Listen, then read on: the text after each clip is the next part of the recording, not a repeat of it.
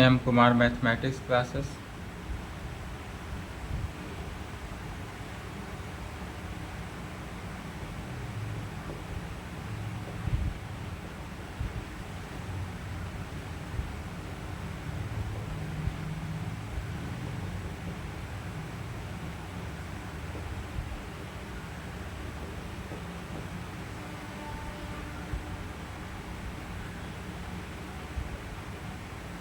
Lecture 14 हुआ।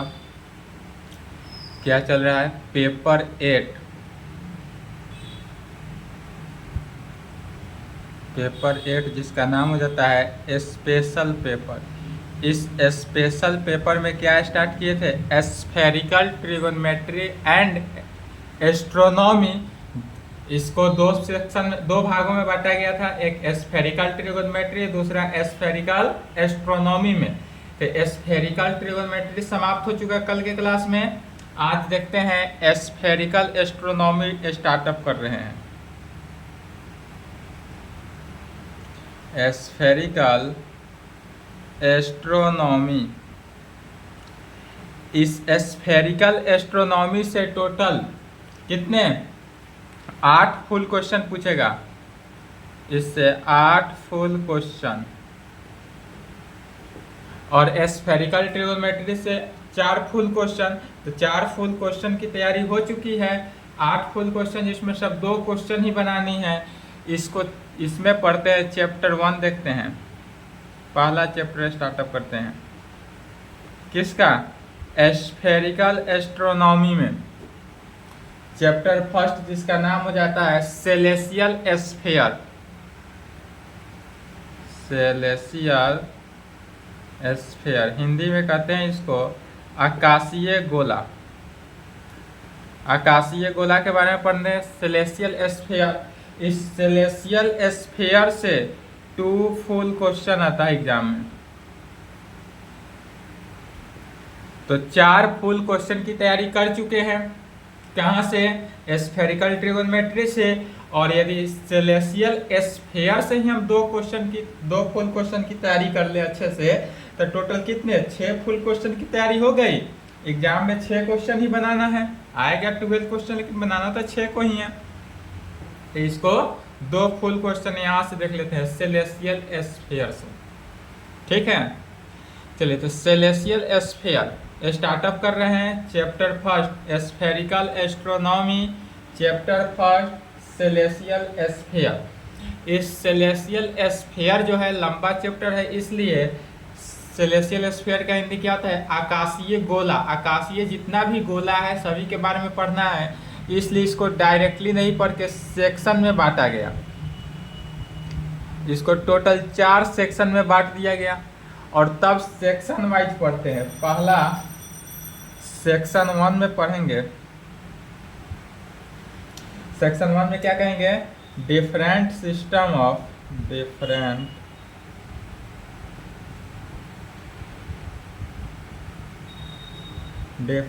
System of coordinate in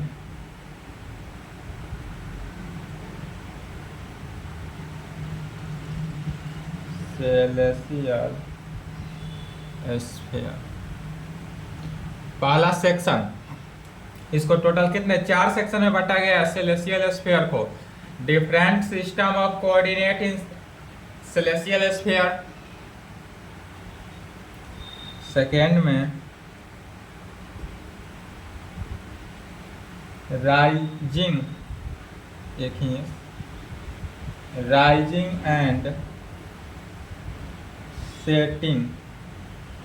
rising and setting मैंने क्या करा है? जब सूर्य का जब राइज होता है, सूर्य जब निकलता है तब, या rising of setting of A star कहेंगे।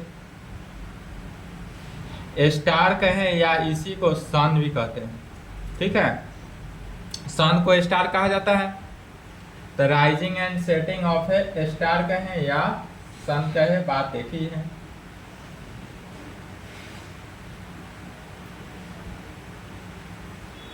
तीसरा सेक्शन में क्या कहते हैं? तो रेट ऑफ चेंज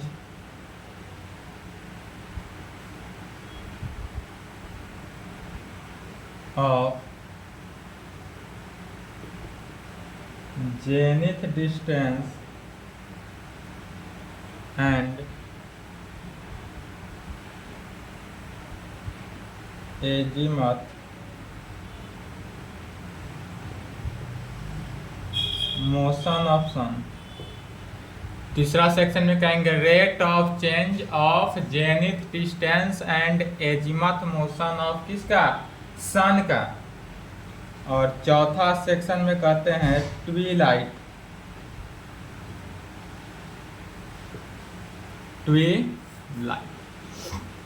बस यही 4 सेक्शन पढ़ना है। 4 सेक्शन से 2 फुल क्वेश्चन आ जाएगा, जिसमें आपको तीसरा सेक्शन इम्पोर्टेंट नहीं है बीयू के लिए।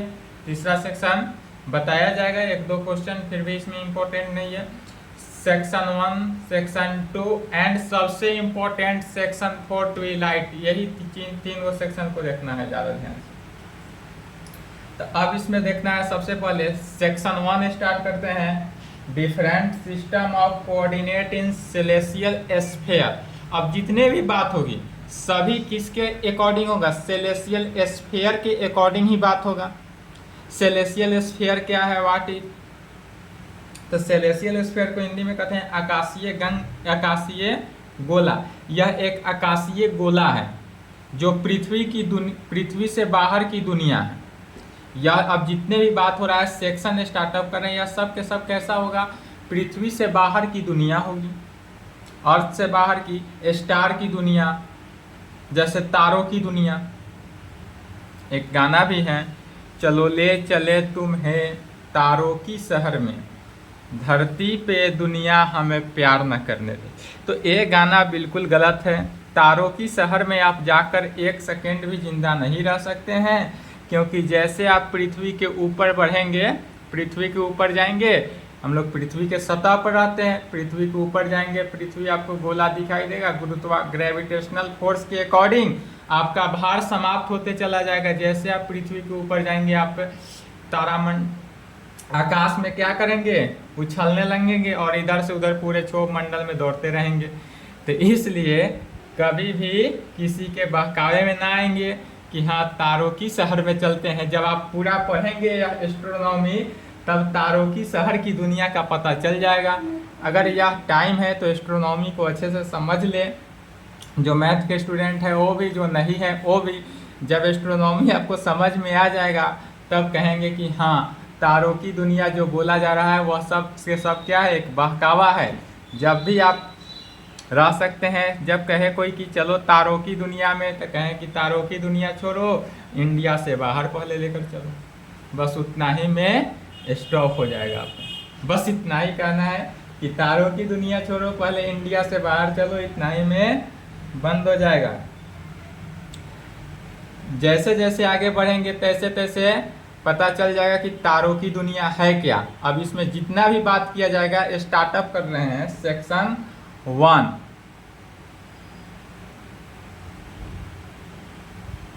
सेक्शन 1 स्टार्ट कर रहे हैं। डिफरेंट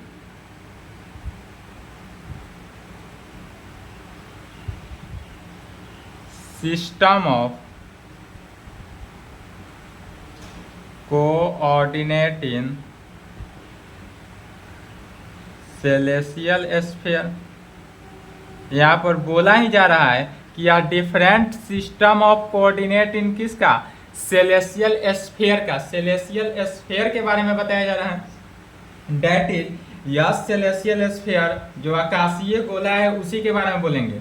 तो जैसा कि हम जानते हैं आकाशीय गोला अब क्या है कि यहाँ पर यदि मान लेते हैं पृथ्वी है, हम लोग पृथ्वी पर रहते हैं, पृथ्वी के पास शुक्र है, बुध है, और बुध के बगल में यहाँ पर क्या है, सूर्य है या सन है, और सारा ग्रह है। इसके बाद पृथ्वी के बाद क्या है, मंगल है, बृहस्पति है, शनि है, यूरेनस है, उसके बाद एक और है कोई नेपच्यून है। इतना ग्रह है, 7 ग्रह। अब इस सब के सब जितने ग्रह है ना, ये सभी ग्रह किसके अंदर आता है, तो यह सब सेलेसियल स्फीयर के अंदर आता है। यदि हम मान लेते हैं कि यह जो गोला बना लिए, यह गोला क्या है, सेलेसियल स्फीयर बनाए, तो इसी सेलेसियल स्फीयर के अंदर आ जाता है सन, सूर्य ग्रह। सूर्य क्या है, स्टार है, यह भी सेलेसियल स्फीयर के अंदर ही आता है। बुध, मंगल, बुध, शुक्र, पृथ्वी, मंगल, बृहस्पति। तो समझ सकते हैं कि जब पृथ्वी हमारा इतना बड़ा है, इस पृथ्वी के फिर चारों तरफ क्या है, चंद्रमा चक्कर काटता है, उपग्रह है पृथ्वी का चंद्रमा, चाहे जो भी है, सब किसके अंदर आता है, सेलेसियल स्फीयर के अंदर आ जाता है। तो चलिए सबसे पहले समझते हैं कि सेलेसियल स्फीयर है क्या, आकाशीय गोला है क्या। अब चलते हैं आकाश की दुनिया में, पृथ्वी की दुनिया से निकलते हैं। अब तक तो पृथ्वी की दुनिया में ही जी रहे थे, अब तक जो हम लोग जी रहे हैं पृथ्वी के दुनिया में, जिएंगे भी पृथ्वी के दुनिया में, लेकिन अब नॉलेज कहाँ का रखते हैं, पृथ्वी से बाहर की दुनिया की। तो कहेंगे डिफिनीशन एंड रिजल्ट।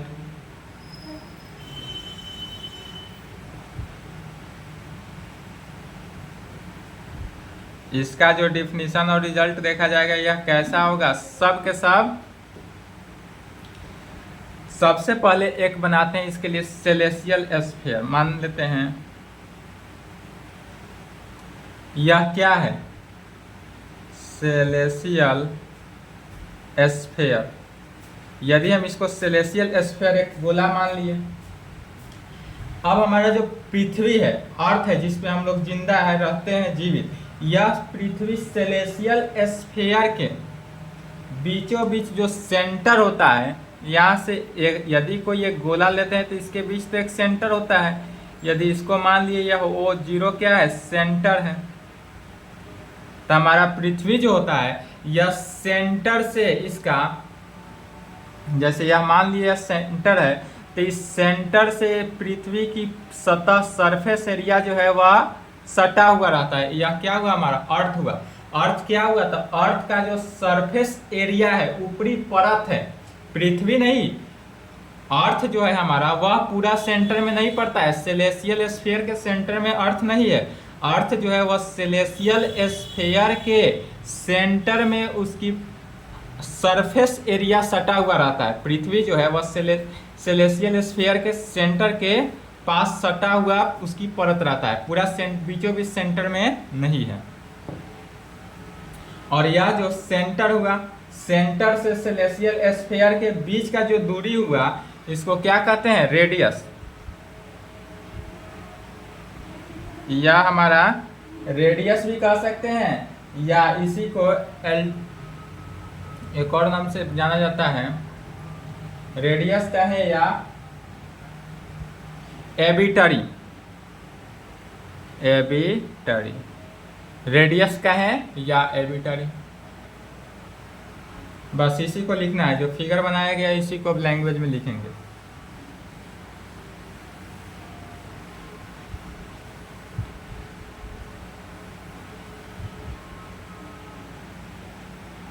क्या कहेंगे, तो let O be N,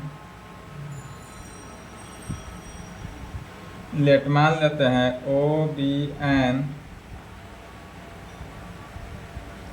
observer on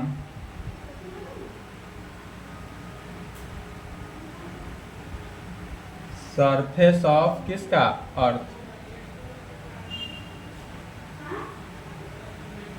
surface of अर्थ। मान लिए कि O जो है O be N observer on surface of earth, when, कब ऑब्जर्व करेगा, वेन, जब ऑब्जर्वर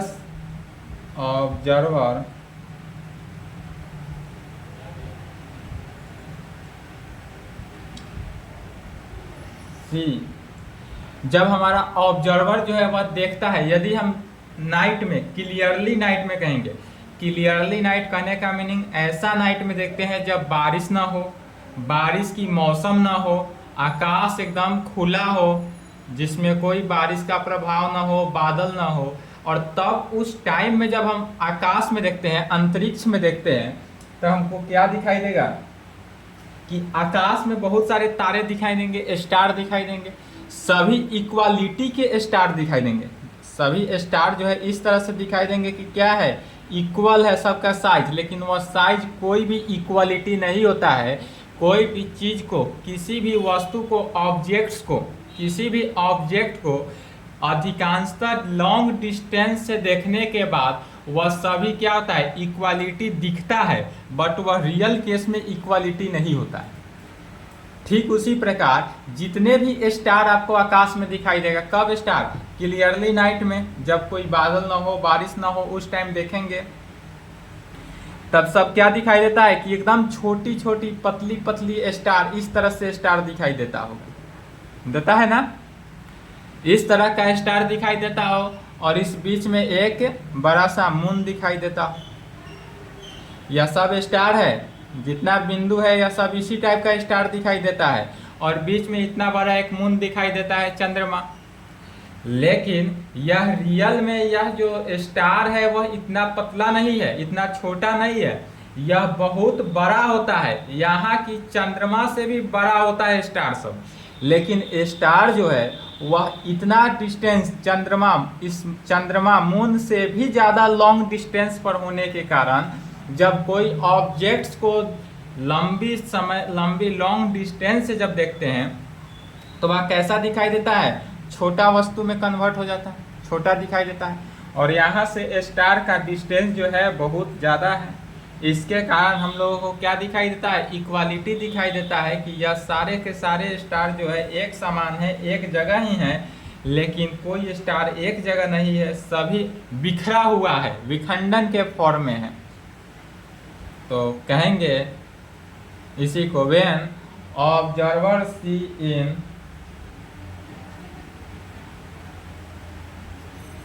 क्लियर नाइट, या कब ऑब्जर्व करेगा, क्लियर नाइट में, क्लियर नाइट ही observer that all the celestial bodies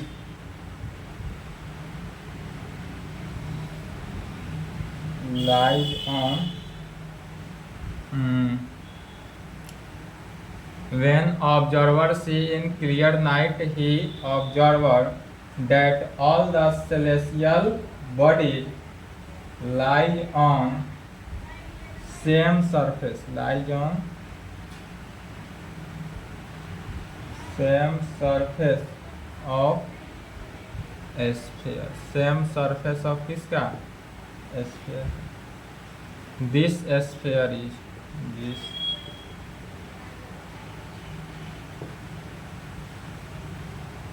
called celestial sphere। और इसी को क्या कहते हैं, सेलेसियल स्फीयर कहते हैं। कुछ centre is an observer O and radius is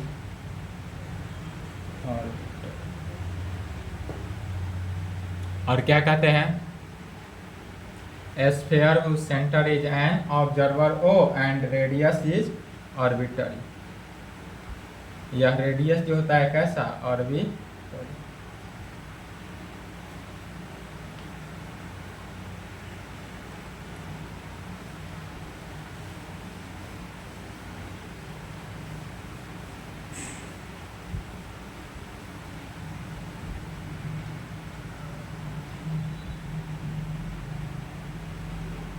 पहला सेलेसियल स्फीयर हुआ। दूसरा डिफिनीशन लिखेंगे, जेनिथ एंड नादिर क्या है। जेनिथ को जेड से डिनोट करते हैं एंड नादिर को एन ए से डिनोट करते हैं। जेनिथ को जेड से, नादिर को एन ए से। तो यह जेनिथ और नादिर क्या है, तो यदि हम मान लेते हैं यह जो है क्या हुआ, सेलेसियल स्फीयर। सबसे पहले बनाए सेलेसियल स्फीयर। इस सेलेसियल स्फीयर को, सेलेसियल स्फीयर का क्या हुआ, डायमीटर हुआ। सेलेसियल स्फीयर का डायमीटर, सेलेसियल स्फीयर को हॉरिजॉन्टली कटअप करे, वर्टिकली कटअप करे, दोनों नहीं, हॉरिजॉन्टली कटअप करे, यदि हम सेलेसियल स्फीयर को हॉरिजॉन्टली कट ऑफ करें और इसमें इसके बीचों बीच तक यहाँ सेंटर हुआ, यह ओ क्या हुआ, सेंटर हुआ। और जानते हैं कि सेंटर से सटा हुआ सरफेस परत में क्या होता है, पृथ्वी होता है। और यह क्या है, अर्थ है, पृथ्वी है जिस पे हम लोग हैं, जहाँ से हम लोग अभी क्लास कर रहे हैं वह यही है।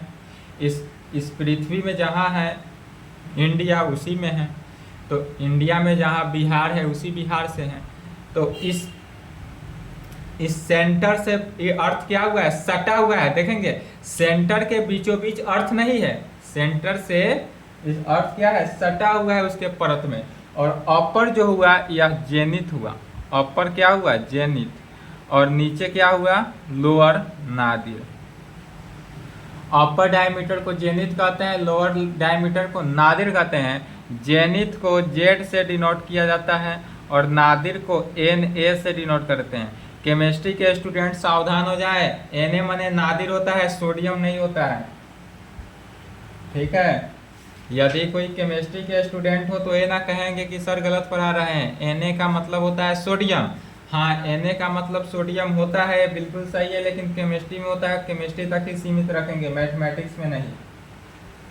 मैथमेटिक्स में सारा केमिस्ट्री के उलट देता है, ठीक।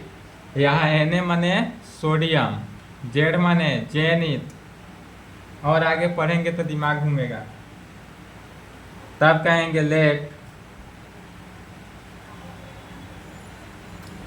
ओ बी एन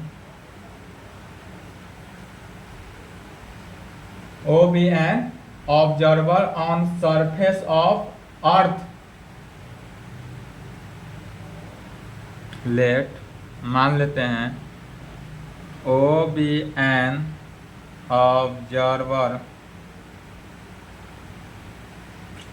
ओ क्या है, तो ऑब्जर्वर है। यदि ऑब्जर्वर ऑन किसको ऑब्जर्व करता है, तो सरफेस ऑफ अर्थ, या अर्थ को नहीं, अर्थ के सरफेस को ऑब्जर्व कर रहा है। या अर्थ का क्या हुआ, सरफेस हुआ, अर्थ के सरफेस को ऑब्जर्व कर रहा है। और हम लोग अर्थ के सरफेस पे ही रहते हैं, हम लोग जो है सरफेस पर, अर्थ पर नहीं ना रहते हैं, अर्थ की ऊपरी परत, पृथ्वी की ऊपरी परत पे रहते हैं, ठीक। The surface of earth and let C be the, इसको सी कर लेते हैं, ठीक है, ओ नहीं सी कर लेते हैं। सी बी द सेंटर, ठीक है, इसको ओ कर लेते हैं। और अर्थ का सेंटर इसको सी कर लेते हैं। C be the centre of earth. यदि अर्थ का सेंटर को हम क्या कर लेते हैं, सी मान लेते हैं, तब कहेंगे joining C to O,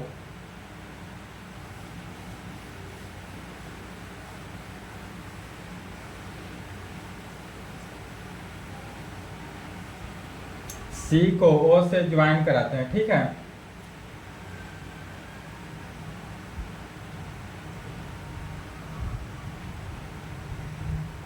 joining C to O whose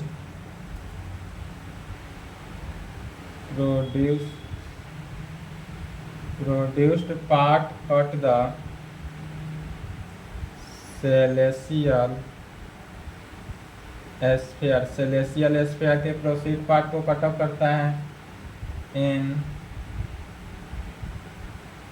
2 points.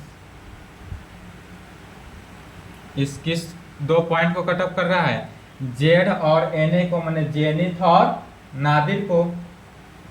तो 2 points Z and N A, Z and N A कैसा कट ऑफ किया, वर्टिकली, हॉरिजॉन्टली नहीं कट ऑफ कर रहा है, या वर्टिकली कट ऑफ किया, vertically upward to, upward point कहेंगे, upward point is called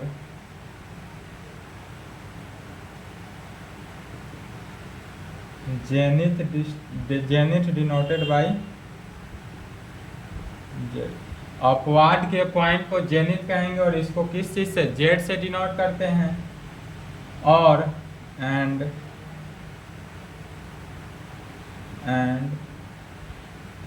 vertically downward, और वर्टिकली जो डाउनवर्ड नीचे कटअप हुआ इसको क्या कहते हैं, downward point N A is called nadir. इसको क्या कहते हैं, nadir, and is denoted by, nadir is denoted bye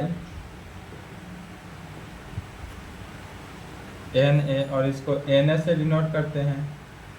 और यह विच इज नॉट विजिबल, और यह विजिबल नहीं होता है।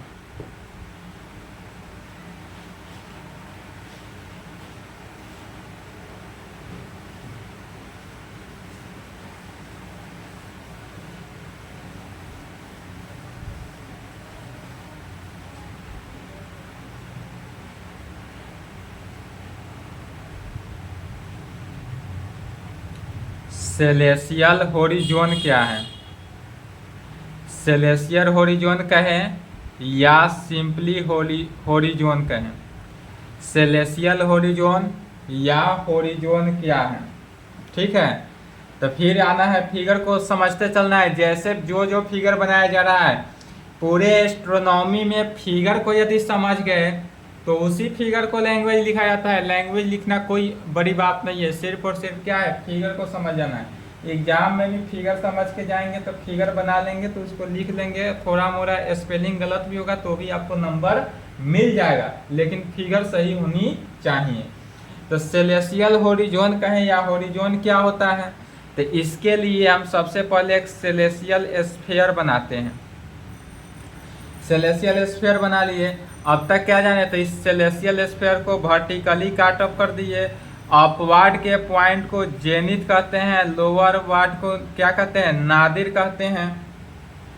फिर इसके बीचों बीच एक सेंटर होता है, सेंटर होता है ना। तो अब इस सेंटर से होते हुए एक इस प्रकार से हॉरिजॉन्टली क्या होता है, स्फीयर, या सेलेसियल स्फीयर में यदि कोई हॉरिजॉन्टली कोई ग्रह कटअप कर रहा है लाइनिंग में, ऐसे समझे, जितना भी है, मान लेते हैं यह सूर्य है, यह क्या है, सन है। इस सन के चारों तरफ पृथ्वी चक्कर काटती है। तो यह पृथ्वी जो यहाँ है, अगर इस पृथ्वी है, मान लेते हैं यह अर्थ है, तो यह अर्थ जो है एक लाइन में चक्कर काट रहा है ना, यह सूर्य के चारों तरफ गोला गोला चक्कर काट रहा है। फिर इस, यह सूर्य हुआ, यह अर्थ हुआ, और इस अर्थ के चारों तरफ गोला कौन काट रहा है, मून, चंद्रमा, ठीक है। तो जब यह जो सूर्य है, सूर्य भी चक्कर काटता है। सूर्य किसका चक्कर काटता है, तो सूर्य आकाश गंगा के केंद्र का चक्कर काटता है। सूर्य स्थिर नहीं है, सूर्य आकाश गंगा के केंद्र का चक्कर काटता है। और सूर्य जो है सबसे स्पीड में सूर्य ही चक्कर काटता है। यह सूर्य का चक्कर काटने का स्पीड है 230 किलोमीटर पर सेकेंड की रफ्तार से। एक सेकेंड में 230 किलोमीटर सूर्य चक्कर काटता है। किसका सूर्य चक्कर काटता है, तो आकाश गंगा के केंद्र का चक्कर काटता है। तो यह जो है सबसे पहले सूर्य, इस सूर्य का चक्कर पृथ्वी काट रहा है। पृथ्वी जो सूर्य का चक्कर काटा है, यह इस का एक लाइनिंग है, यह रेखा हुआ, इसी रेखा पर घूमता है पृथ्वी।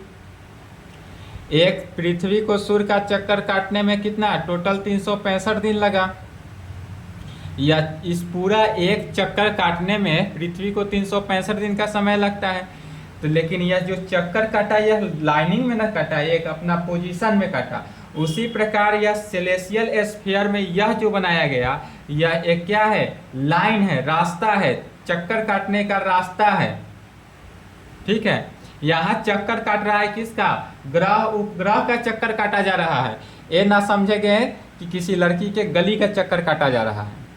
यहाँ पर जो चक्कर काटेंगे वह ग्रह उपग्रह का चक्कर काटेंगे, या सिंपल समझ ले जैसे कि आप लोग इसके रूम का चक्कर काटते हैं, उस तरह यहाँ भी चक्कर काटना है। इसका भी एक रूम फिक्स होता है कि उधर चक्कर काटना है, उसी तरह इसका भी जगह फिक्स है कि यह चक्कर काटना है। और यह यदि हॉरिजॉन्टली चक्कर काटता है, सेलेसियल स्फीयर को ध्यान से बातों को समझे। सेलेसियल स्फीयर के सेंटर से, यह हमारा क्या हुआ, सेंटर हुआ, वो सेंटर से के बीचों बीच, यदि सेंटर के बीचों बीच यदि हॉरिजॉन्टली कोई चक्कर काटने का रास्ता बना हुआ हो, उसको क्या कहते हैं, होरिजोन कहते हैं। इसको क्या कहते हैं, होरिजोन। यह चक्कर सिर्फ एक को नहीं काटेगा, यहाँ पर ग्रह अनंत है। कितने ग्रह है, सो एक दो ग्रह नहीं है। जैसे कि हम जानते हैं कि हमारा सूर्य जो है सौर मंडल में रहता है। अब सूर्य का चक्कर पृथ्वी काटता है, पृथ्वी का चक्कर मून काटता है। इस तरह सूर्य का टोटल 9 ग्रह है।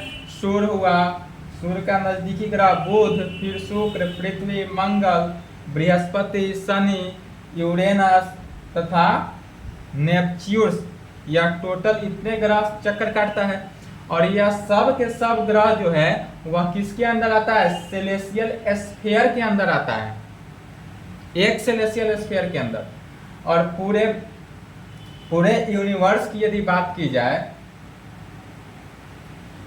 सॉरी, यह सब के सब किस में, सेलेसियल स्फीयर का चक्कर काटता है। और ऐसे कितने सेलेसियल, न जाने कितने सेलेसियल स्फीयर बनकर, अनगिनत सेलेसियल स्फीयर बनकर एक आकाश गंगा, एक सूर्य, कितने सूर्य मिलकर एक आकाश गंगा का चक्कर काटता है। और आकाश गंगा का नहीं, आकाश गंगा के केंद्रों का चक्कर काटता है। और वह आकाश गंगा के कितने केंद्रों के चक्कर काटता है, इसी में समझ सकते हैं। और आकाश गंगा के केंद्रों की चक्कर काटता है। आकाश गंगा का केंद्र जो है कितना बड़ा है, से अनुमान लगा सकते हैं कि यह एक सूर्य को आकाश गंगा के केंद्र का चक्कर काटने में 230 किलोमीटर पर सेकेंड की रफ्तार से, किलोमीटर नहीं, 230 किलोमीटर पर सेकेंड, डेट इज, इसका मतलब हुआ कि 8,28,000 किलोमीटर पर आवर की सेकेंड से, मैंने 1 घंटा में 8,28,000 किलोमीटर का चक्कर का रनिंग तय करता है सूर्य, सबसे हाईएस्ट स्पीड। और तब इसको सूर्य को एक आकाश गंगा के केंद्र का चक्कर पूरा करने में लगभग 22 से 25 करोड़ वर्ष की समय लगती है।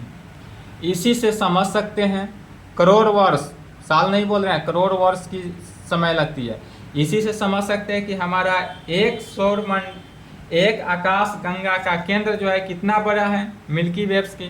तो इतने सारे, फिर न जाने पूरे यूनिवर्स में लगभग 100 अरब से भी ज़्यादा मिल्की वेव है, आकाश गंगाएं हैं। 100 अरब से भी ज़्यादा आकाश गंगाएं हैं।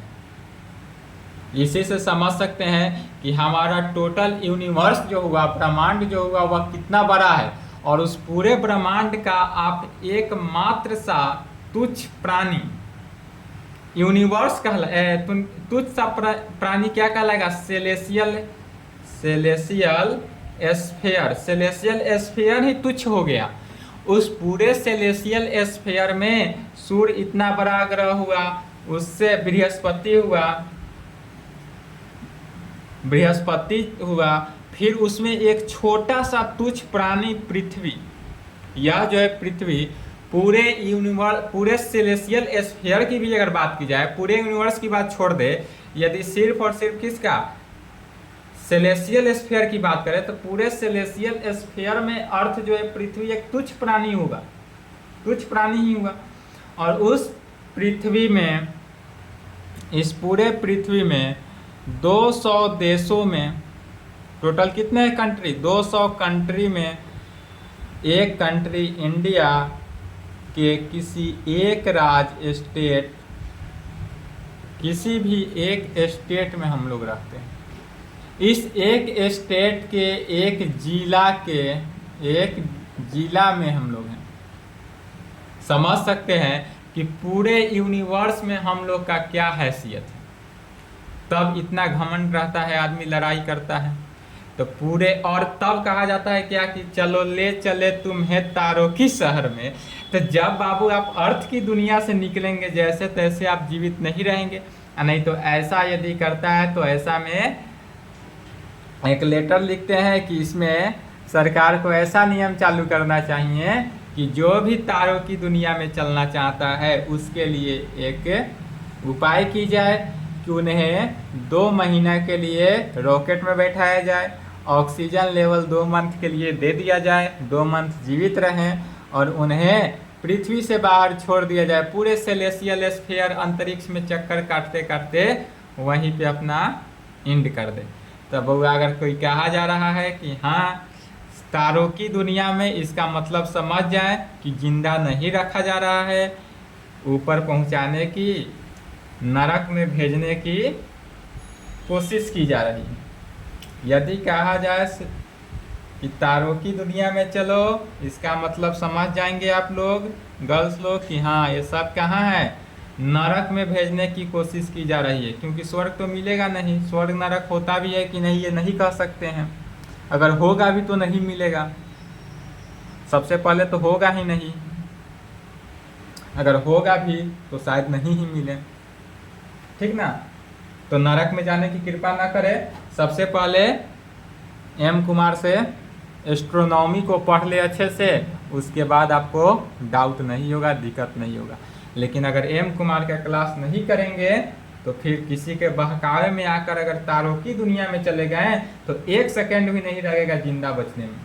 1 सेकंड में नरक का द्वार खुला हुआ रहेगा, यमराज आके नरक में ले जाएंगे आपको, ठीक है। तो बस यही हुआ। और इसको क्या कहते हैं, एन, नॉर्थ से रो कर देंगे, ठीक है। यही हमारा क्या हुआ, होरिजोन हुआ।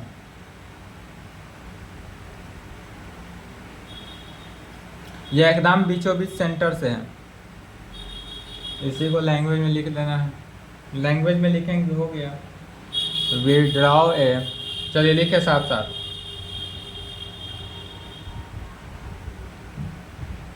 Withdraw A celestial sphere,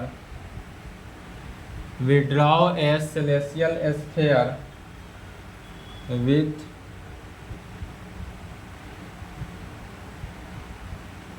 O as a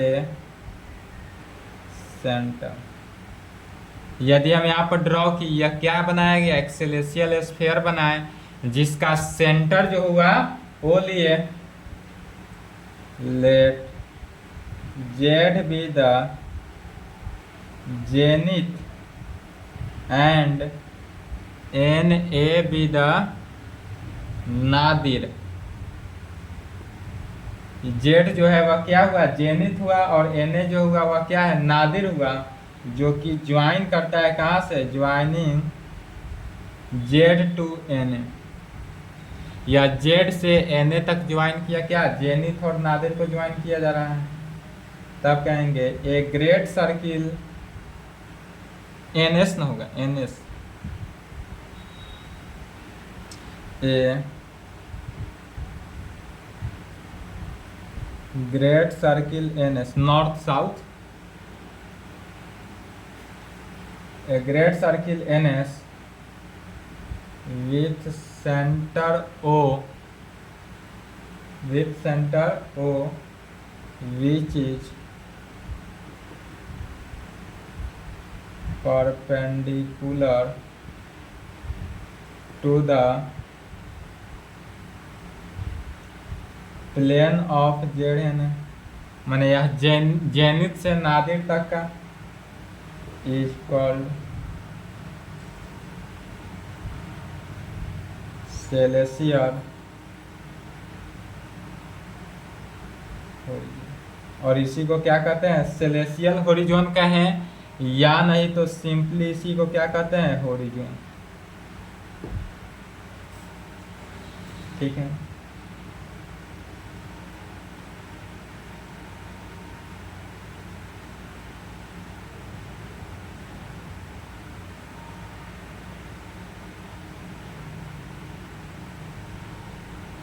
लिख लिए, कहेंगे क्लियरली द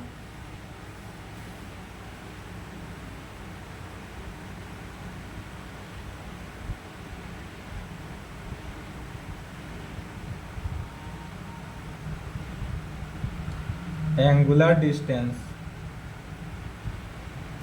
क्या कहेंगे, clearly the angular distance from Z on only Z on any, Z on कहाँ पर, एनी पॉइंट ऑन होरिजोन, या जो है जेड क्लियरली कह सकते हैं the angular distance from Z, या जेड से एंगुलर डिस्टेंस इधर हुआ, जेड एन में जो हुआ यह क्या कहलाएगा, एंगुलर डिस्टेंस, या एस की तरफ, तो as any point on horizon, और यह किसका, एनी पॉइंट होरिजोन का ले लेते हैं, तो यह होरिजोन का एनी पॉइंट यहाँ से यहाँ तक क्या हुआ, एन एस नॉर्थ से साउथ इज कितना 90 डिग्री, एन से एस का जो डिस्टेंस हो गया वह क्या कहलाएगा 90 डिग्री लेंगे, 90 डिग्री का डिस्टेंस, सो डैट, और यह इस प्रकार से होगा कि जेड से एन का डिस्टेंस, यहाँ से जेड से एन, जेड टू एन कहें या जेड टू एस, दोनों इक्वल होता है, जेड टू एन कहें या जेड टू एस कहें, या क्या होगा 90 डिग्री, अर्थात π/2 रेडियस में, and Z is the pole of किसका, horizon, pole of horizon N S, यह जो है pole of horizon N S, यहाँ से एन एस जो होगा वह पोल ऑफ किसका, होरिजोन का होगा, Z is the pole of horizon of N S, ठीक है। तो जेड से जेड एन का वैल्यू यहाँ से यहाँ तक का वैल्यू भी 90 डिग्री हुआ, यहाँ से यहाँ तक का वैल्यू भी 90 डिग्री हुआ, या यहाँ से यहाँ कहीं 90 डिग्री हुआ, या 90 डिग्री याद रहेगा, चलिए यहाँ तक याद रखें, इसके आगे नेक्स्ट क्लास में देखा जाएगा axis and pole of celestial sphere, फिर इसके आगे जो देखा जाएगा वह इस आज के क्लास में तो देखा गया कि पृथ्वी कहाँ पे रहता है, अब कल के क्लास में देखा जाएगा कि पृथ्वी तो चक्कर काटता है आकाश गंगा के केंद्र का, सही सॉरी सूर्य जो है वह आकाश गंगा के केंद्र का चक्कर काटता है, तो सही बात है, लेकिन वह जो चक्कर काटता है किस सेलेस्टियल स्फीयर में, कौन सा जगह पर से वह चक्कर काटता है, उसको देखा जाएगा कल के क्लास में, ठीक है। सूर्य भी स्थिर नहीं है, सूर्य भी चक्कर काटता है, सबसे फास्ट सूर्य ही चक्कर काटता है।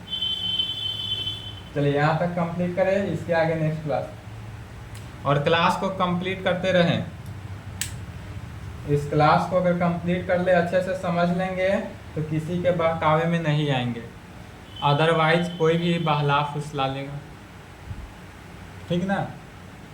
चलिए यहाँ तक कंप्लीट करें।